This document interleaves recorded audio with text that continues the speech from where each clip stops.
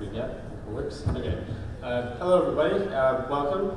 Thanks for coming to our symposium today on economic inequality, social mobility, and well-being. So we have a couple excellent talks today. First, we're going to have Mike Norton talking about perceptions of income inequality, and then Shai David is going to talk about perceptions of social mobility, and then I'm going to talk about perceptions of social mobility and well-being. So today I think what we're going to do is leave the questions all till the end, so we'll just go through the talks, and then at the end we will have some time for questions. So let's just get started.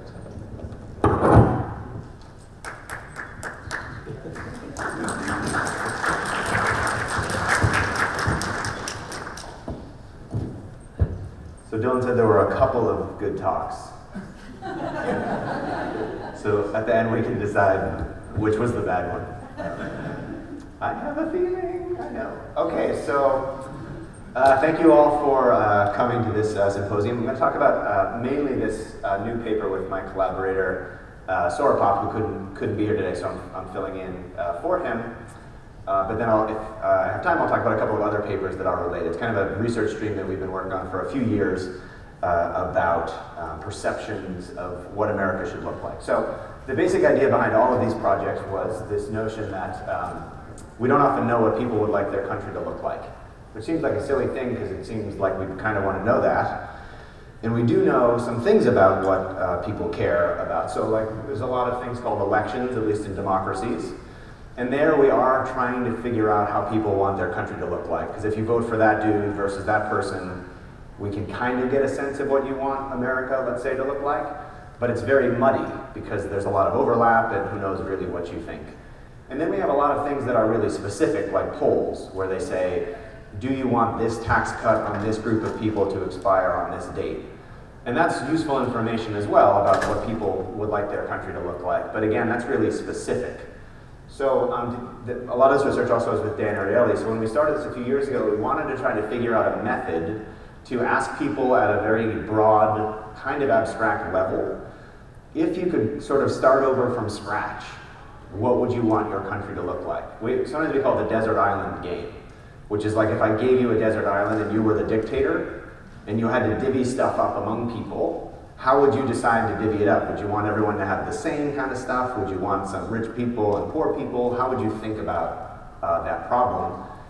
And then we want to sort of compare that to the way the world actually looks. So I'll just talk about a few projects that we've done that have that exact feature to them, where we want to figure out what people think their country looks like, what they would like it to look like if they got to be the dictator, and then compare that to what the world actually looks like. And you can imagine in some cases that they're exactly the same. Like if we ask people, what do you think America looks like? What do you want it to look like? And we compare it to what it actually looks like, dead on. Except we rarely, in all the studies we've done, see that. Often those numbers are quite different, and we think they're different in meaningful and interesting ways. And the other thing that we often see is people tend to agree more than they disagree. So you can imagine if we ask people, you're the dictator, how do you want things to look? That rich and poor people would think really different things, or conservatives and liberals would think really different things, which would be cool to see, but it wouldn't give us a good sense of how like Americans want their country to look.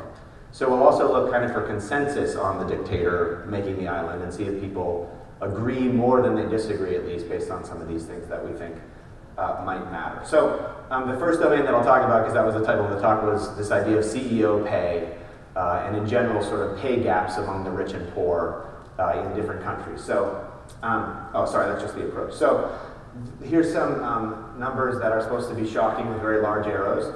So over that time period, the increase in the S&P 500 was like 350%, meaning that's the amount of, in a sense, wealth that was created in the US among these corporations over that time period. Here's the percent change for worker compensation. You can see it's very, very tiny, as evidenced by the very tiny arrow. And I've obviously left an enormous thing over on the right, so you know that a big arrow is coming. So this is the increase in CEO annual compensation over that same time period. So it actually was the case in the United States before this, so before 1980, that when wealth was created, it tended to be not divvied up equally among the rich and poor, but more equally than this. And starting in the late 70s, 80s, and 90s, it started to be, because of some changes in tax policies and other things, it started to be more the case that the gains went to very wealthy people and that middle class and lower income people didn't get the gains. So I show this, you could do a million statistics that show kind of the same thing, but the idea here is that pay gaps have increased in the United States to levels that we perhaps haven't been accustomed to, which make them an interesting thing to ask, do people know that? And if they got to decide from scratch, what would they really like them to be if it were up to them? And the other important data source that I'll show you, because they're the best social scientists in the world, is from The Onion. So this is, according to a recent report based on census data, the gap between the rich and poor widened. What do you think? They're all pretty funny, but my favorite one is the last one. I realize that historically phrases like massive redistribution of wealth are usually accompanied by rivers of blood. That said, it's about time for massive redistribution of wealth. The other crazy thing is that I've been working on this long enough that feels like it could have been in today's edition of The Onion. It's from 2004. So the issue's been around for a bit as well in terms of these increases in wealth and income disparity. Okay, so I'll tell you about a survey where we luckily got data from a survey company that was already looking into some of these issues, where we really asked people some very simple questions, and I'll show them to you in a second. We want to ask them, in your country, what do you think rich people and poor people make? What would you like it to be? That's the ideal. You're the dictator on the desert island. And then we're going to compare those for the countries where we have the data to the actual pay gap. Here's the data set. This is on the ISSP. It's actually publicly available, which is amazing. It's a huge survey of about 40 countries, 50,000 people. It's representative in each country. There's about, I think there's a minimum of 1,000 in each country or something like that. It's an extraordinary data set. There's all kinds of cool questions that social scientists think are cool. And it's completely publicly available. For us, it's quite nice. I realize actually, so I'm an experimentalist, like I think probably most of us are. And when you're an experimentalist, you often make up your own items. You know, like how are you going to ask the question? And then when you put it up there, people are like, well, why did you ask the question like that? I think you should have asked it with this word. And you're like, oh, I don't know, that's what I decided. And you have nothing to say.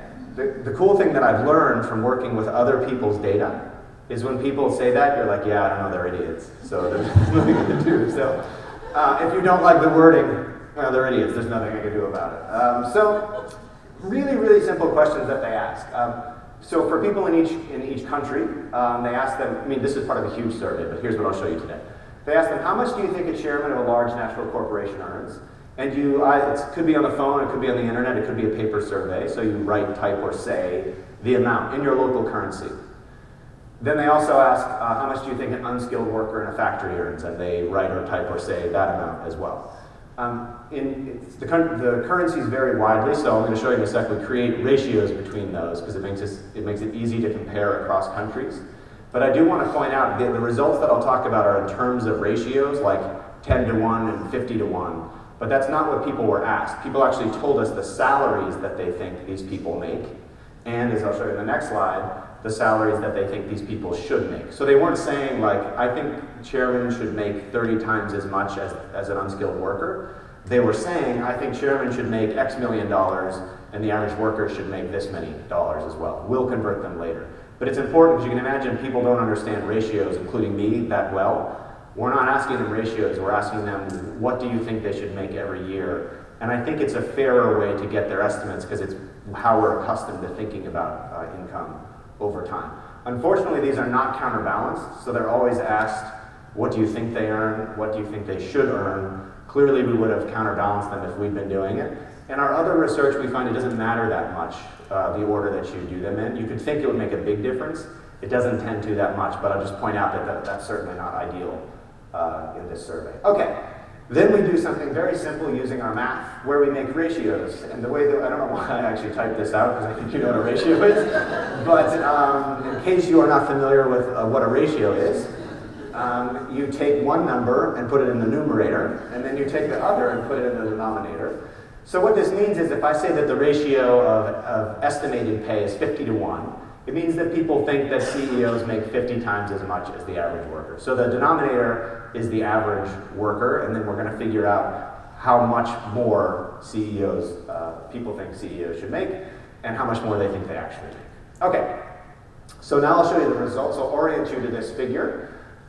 This is the way that we decided to display the data, which I think is the easiest, even though it's a little bit complicated. So around the circle are names of countries, as you can see, in alphabetical order. And then these ratios going out are, again, the ratio of CEO pay to the average worker. Meaning at the bottom, if it's on the outside of the circle, it's a ratio of 41 to 1, meaning that people think CEOs make 41 times as much as the average worker. And if there's a dot in the middle, it means people think it's 1 to 1. They think they make exactly the same amount of money. So the further out the thing, the more unequal people think pay is. And here's what the data look like. So you can see, for example, that Australia, this is estimated again. So Australians estimate that CEOs make 41 times as much as the average worker. You can see in the United States, people think that the average CEO makes 31 times as much as the average worker. Pretty big variability across countries as well, but you can certainly see that everyone thinks CEOs make more than the average worker, which is good because it means they're paying attention to the survey. If we take the average of all of those red spikes, it's something like this, it's about 11 to 1. Across the world, people think CEOs make about 11 times as much as the average worker. So if you thought the average worker made $20,000, you would say multiply that by 11 and do that in your head, and it's 200 and something. Okay, that's what people across the world say. Okay, that's what people think they do make, but remember, we're also very interested in what people think they should make. So controlling for what do you think they actually make. If I just ask you to come up with your own thing, what do you think they should make? So this will be in a different color, it'll be blue. And you can see that they're smaller, and that they're smaller actually in every single country. So in every country, the difference between the estimated gap and the ideal gap is significant, not just because one of the problems with a data set with 55,000 observations is every test is significant. So it's not that meaningful in a way, so when you look at effect sizes, but you can also just look at it and see that there's enormous differences in what people think the ideal should be compared to what the actual is. And if you do the average again, you can see it's about 5 to 1. So we're talking about 11 to 1 versus 5 to 1. People think it's about 11 and they'd like it to be 5. That seems like a small change in a ratio, but it's a difference between like $100,000 and $200,000. That is like a massive redistribution of wealth if you wanted to change the ratio to be those two things. The other thing that I wanted to mention is, so I talked about how we wanted to see if people agree or disagree about that. So this is across everyone in these countries. You could imagine that if we ask, again, rich people and poor people, they think the ratios should be really different. Or if we ask conservatives and liberals in every country, or the right and the left in every country, people have really different answers for what the ideal should be. Luckily, because we have a big enough sample, we can break it down by all of those and still have enough N to get a sense of what people think. So this will be basically I'll show you the ratio. So the first one is by age, the second one is by education, the third one is by their self-reported socioeconomic status. So these are the estimated ratios here. So you can see actually, and we see this in every survey we do, they're very similar. So everyone thinks roughly it's like, I don't know, around 10 to 1, something like that. Here are the ideals. Also, they're very, very similar. So we don't see, so even in the bottom, people who say they're in the bottom 20% versus the top 20%, they're a bit different, but in general, we're not seeing some people think it should be 2 to 1, and other people think it should be 30 to 1. There's a lot of consensus on what people think here. Those are all statistically significant, but I think, again, eyeballing it in a sense tells you the story. Political affiliation, same thing. So you can see far left and far right. We tend to see similar patterns. Again, they're always higher. One interesting one that I like a lot, which I'll maybe try to show, is this. The differences in my country are too large. If you strongly agree with that, you think that the ratio is 12.5 to 1. If you strongly disagree, meaning that you think that the ratio is okay, you think the ratio is 6.7 to 1. In a sense, that's like a manipulation check. You would hope that people who say differences are large in my country actually tell us they think the difference is bigger in their country, as compared to people who say, no, it's cool, and then they tell us what it is. But the funny thing is, if you look here and here, they're exactly the same. So weirdly enough, people are differing on their estimate of the problem, but they're not differing on what they think the thing should be if it were up to them. And we see that time and time again as well. You could think the action would be over here. Instead, if anything, the action seems to be on your perception of what's going on rather than what you think is the right thing to be going on. Okay, now I'll show you reality. So I said the other thing we like to do is compare people's estimates and ideals to what their world is actually like. We don't have, I showed you 40 countries before. We don't have data on 40 countries. We have data on maybe 16 of the actual pay gap here. So I'll orient you to this as well. Here are the countries we have. The first thing that you should notice is the scale changed. So remember the last one went to 41, and this one goes to 351. You see where we're going with this now? So here's the actual pay gap. You can see that the United States is the most extreme. It's 351 to 1 for the actual ratio of CEO pay to the average worker. I should say, by the way, that this is, the survey asked the chairman of a large national corporation. And the reason they use that wording is because in every country that makes sense. They don't ask them about CEOs. So this is CEOs, and they ask about chairman of large national corporation. I think that most, and we have a little data, most people when you say chairman of a large national corporation, they're thinking of CEOs, but I just want to acknowledge that this is not a perfect comparison because we can't get the exact same wording in the survey, but I think it's so instructive to see what's going on. Okay, so US 351 to 1, most other countries you can see what they are for yourself. Now I'm going to show you data that I already showed you on an earlier slide. It's going to be the red data again. Remember the red data was like a big blotch in the middle? But now the scale has changed. So those are people's estimates. Again, you've seen the data, but now they look smaller of what the pay gap is. And then I'm going to show you the ideals. Remember that blue thing? Here's the ideals. There, see them? So they're down in there. So remember these were like 11 to 1 and 5 to 1. But the problem is when the actual is 251 to 1, you're way off. Even with more conservative, we can use different estimates of CEO pay in different countries. As conservative as we can get, it's still the case that the actual gap is much, much larger than people's estimates, which again is much larger than what they would like it to be when we ask them.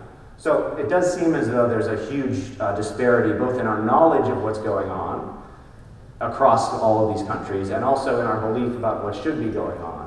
And again, it seems to be held by everyone. So rich and poor, far left, far right, most people think this is probably much more unequal than I would like it to be. Okay, that's what I just said. So I just wanted to show you two more things very quickly because they tell almost the same story and then yet at the same time a very different story. So we have an earlier paper which I'll just show you quickly on wealth inequality. And we have another working paper, Sorapop and I, on health inequality. Exact same mindset though. What do you think it looks like? What would you like it to look like? Let's compare that to what things actually look like. I'll just show you quickly some of the results. So the wealth data, we asked people to, and this is a sample of about 5,000 Americans, we asked them, what do you think the current distribution of wealth is in the US? What this means is that Americans think that the top 20% richest Americans have about 60% of the wealth. And they think the bottom 20% of Americans, the poorest 20%, have like 4% of the wealth. So they absolutely think that wealth is unequally distributed. By the way, when I say unequal, I mean, I'm not making a moral claim, I'm just saying statistically, that's an unequal distribution. Americans definitely think that things are unequal in America, for sure. Here's their ideals. Again, this is across 5,000 Americans. So they think that the top 20% should have about 35%, and they think that the bottom 20% should have about, let's say, 10%. So they'd like some inequality. Just like in the wage thing, they wanted 5 to 1. It wasn't as though people said, I think everyone should make the same amount of money. No way. Americans and people all over the world actually don't think that. They like inequality. They just think that there should be a little bit less maybe than there is.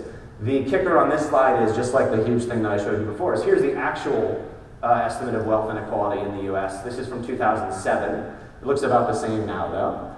You can see that the top 20% have about 80, usually between 83 and 87% of the wealth. And if you're wondering what happened to these colors, they're not here because they have nothing. And in fact, when this paper was in press, the copy editor wrote an email and said you made a mistake in the figure because you left out the colors. And we had to put a note that said they don't show up because they don't have anything. So there's really an enormous difference between the blues, but I think even down here, you can really see people would like the poorest 40% to have 20% of the wealth. So they want them to have less, but in fact they have none. So it's an enormous difference in perception versus reality. Okay, which kind of aligns with the pay stuff as well, right? People want some inequality, but just not quite as much as there seems to be.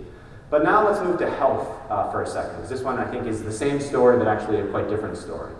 What we wanted to do with health was actually to do this. So when I ask you what percent of the wealth should the top 20% have, you can think of a number in your head. What percent of the wealth should the bottom 20% have? You can think of a number in your head. And most of you, probably like most Americans, were like, well, I don't want them to be super rich and super poor, but it's cool for people to have more money if you're rich and less money if you're poor. But then think of this question, which is, of all the babies that die every year, what percent should come from the richest 20%? And what percent should come from the poorest 20%? Think of those numbers in your head. And if you're like the people that I'll show you in a second, it's a little harder to say yeah, no, it's cool for rich people's babies to die less and poor people's babies to die more. That's just part of inequality. So for some reason, money feels like a little okay to be a little unequal, and it's a little harder with babies dying to say, no, that's sort of cool. So I'll show you that in a sec. So we couldn't actually do infant mortality because we don't have the real world data in the format that we need. But we do have some really nice data that looks at an increase in life expectancy. So it turns out that Americans over a 20-year time period were living 3.2 months more on average. Life expectancy increased across Americans. So you can think of a pool of extra months that kind of happened in America, and then those months get divvied up among people, in a sense. And the question is, who got them?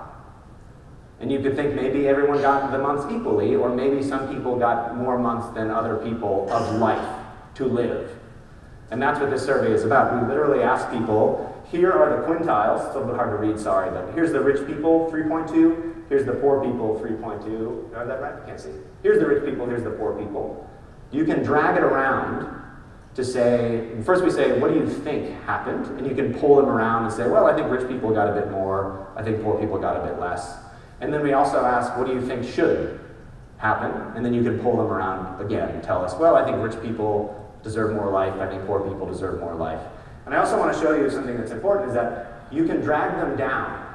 So this is 0, that line, and you're allowed to drag them below 0 to say that I think that these people died sooner than they used to. Which seems like a weird thing because you're like, well, what kind of a developed country do people die younger than they used to? Because the whole point of a developed country is everyone lives longer. But I'll show you why that's important in a second. Okay, so here's what I'll show you now. This is, oh, that's a little bit cut off. This will show you poorest, second, middle. I'll show you when I click it on. This is your estimate of months. So here's 3.2. And then if I click this on, this is the actual distribution of months lived in the United States over that time period. And what this means is the average is 3.2, and actual fact what happened is that the richest, this blue color is the richest 40%, they got 7 months. But in order for them to get that much, what actually happened, and this is real, is that poor people in the United States died younger than they used to. So the blue bar on the left means that in the United States of America, the poorest 20% lived less than they used to before, which is a shock. This isn't our data, this is epidemiologist data, which is a shocking fact. And remember, the reason I said that people could pull it down is because when we ask them, what do you think happened, we have to let them do that if they think that's what happened. But here's what they think happened. So they think again that there's some inequality, but they definitely don't think that that could have possibly happened. And if you look at the error bars, almost no one thinks it could have been the case that anyone was dying younger. But this is, the next question is the what percent of babies should die. This is do rich people deserve more life than poor people? And here what we see is very close to flat. So with wealth and income, we kind of see it's not like this, but it is a little bit sloped. And with health, when we do things, it tends to be very, very flat. It's much harder for people to say, I think that rich people should live longer or have better health outcomes than poor people. And the reason that I wanted to show this data too, and this is the last thing that I'll say, is it really looks across not just this survey but a bunch, is that absolutely one take home is that Americans think things should be more equal. And in fact, people all over the world, at least the places we've looked so far, think things should be more equal than they are. In the domain of money, in the domain of, but they still want some inequality, which I've said. So they think, this isn't cool, but I like rich and poor people. Maybe because they think they're going to get rich and all sorts of reasons why. But with health, they totally say like, no, no, no, no. It's not cool to have inequality in health. And the problem with that is, and I already said that on the bullet point, is they're related to each other. Like if you look at, we don't know the causal arrow exactly, of course, but if you look at the data across the world, countries that have higher income and wealth inequality have higher inequality in health outcomes. Of course, because money buys you better health and better treatment. But for whatever reason, people don't seem to be linking them. So some of what we're doing now is trying to figure out how to get people to think of them in tandem. That you can't have a preference for a lot of inequality in one domain and think that in the other domain it should be perfectly equal. You have to be a little bit consistent at least in telling us if there's this much inequality in domain X, then it's okay for there to be this much inequality in domain Y. And I have to say we haven't had very much success. So people seem to just want to say, nope, pay, totally cool, people should be rich and poor, health, no. And then we say, well, what would you like to do to make that happen? And they're like, I don't know, that's your problem. So we're working on it, is what I would say. And then the last thing I'll just say is we're doing it with education, too. So how do you think educational outcomes should be distributed among Americans, among the rich and poor? It looks so far like what people think is that for little kids, totally things should be equal. Like, nobody thinks that 3-year-olds who are poor or rich should get more preschool. Everyone's like, even though they do, by the way, but people think, no way, 3-year-olds totally should get the same amount. But around age like 8, 9, 10, people start to be cool with it. A little bit of inequality in education. And then like age 16, 17, 18, they're like, no, it's cool. Like there could be different outcomes for people in educate, like who should graduate from high school. So we see, and of course, obviously the early childhood being equal predicts the later being equal, but that's not how our policies work. So we're really trying to think broadly across all of these domains, the desert island thing, across all of these domains. If you could start from scratch and poll and decide who gets what, how would you do it? And you can't do them in isolation. You have to do them at the same time because they all affect each other. It's not how people conceptualize the problem, and we're trying to figure out ways to get them to think of it in that way. And with that, I will stop. Thank you very much.